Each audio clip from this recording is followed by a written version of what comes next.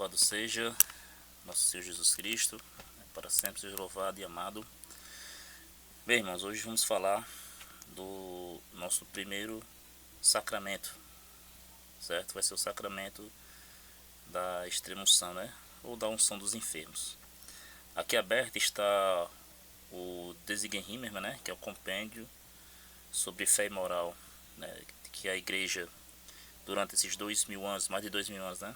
Ela vem guardando do depósito da fé.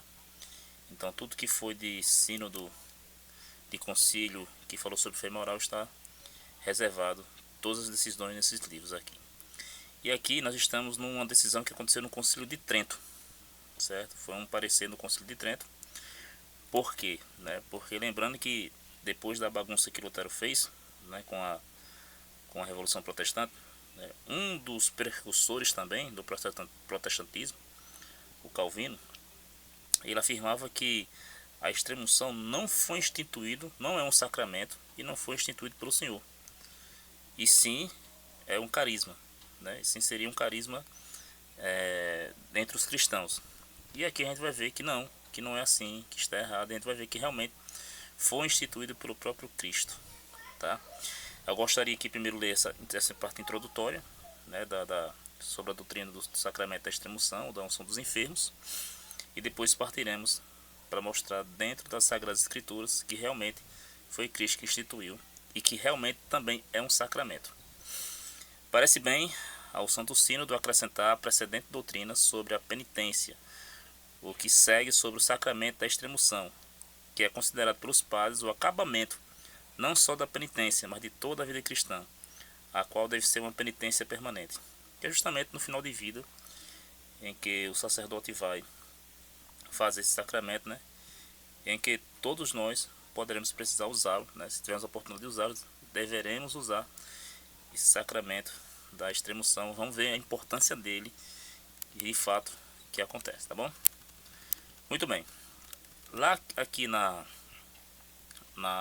capítulo 1 diz que a instituição do sacramento da extrema-unção. Onde é que foi instituído? Ele fala assim: esta sagrada unção dos enfermos foi instituída pelo Cristo, nosso Senhor, como sacramento do Novo Testamento, no sentido verdadeiro e próprio indicado por Marcos.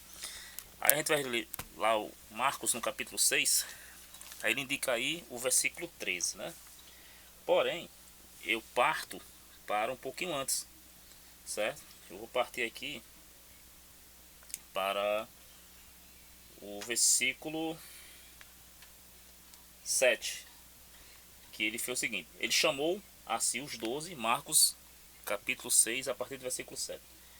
Chamou, no caso Cristo, né? Ele chamou para si os 12 e começou a enviá-los 2 a 2 e deu-lhes autoridade sobre os espíritos imundos, recomendando-lhes que nada levasse, ou seja, Deus começou a dar as instruções, certo? Então Jesus chamou os 12 e enviou 2 a 2. Ele deu instruções do que eles deveriam fazer e o que não fazer. Depois vocês podem ler aí o resto, né, do capítulo 6 de Marcos.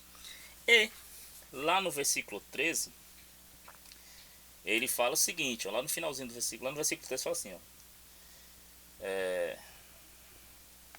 vamos começar o versículo 12.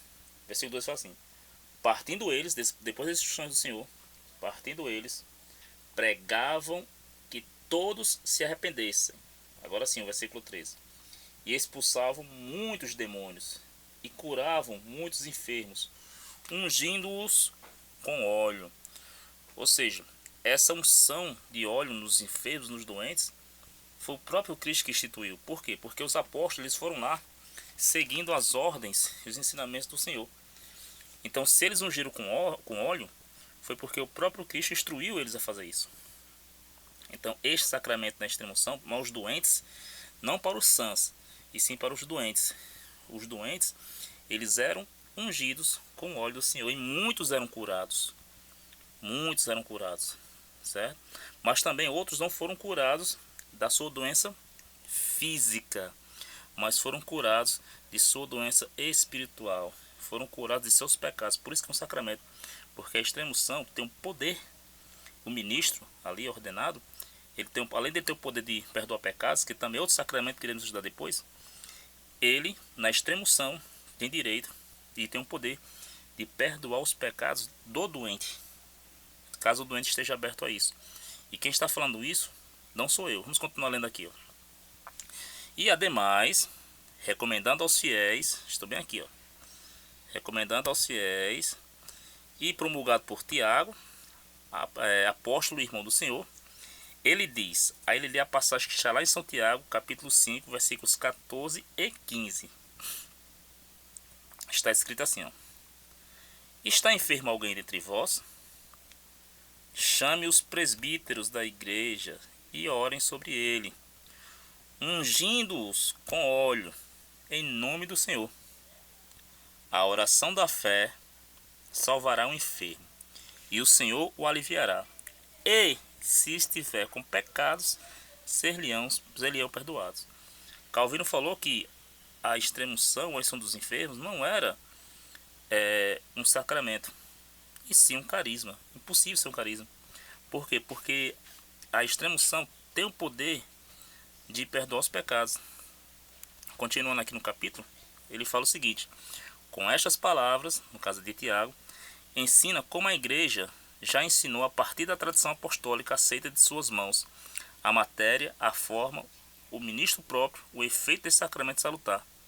De fato, a igreja entendeu que a matéria é o óleo abençoado pelo bispo, pois a unção representa, de modo bem apropriado, a graça do Espírito Santo, com que é ungida invisivelmente a alma do doente. A forma são as palavras, por esta unção e etc. Ou seja, realmente, de fato, o sacramento da extrema-unção, ou unção dos enfermos, foi instituído pelo Senhor e é sagrado. Louvado seja nosso Senhor Jesus Cristo.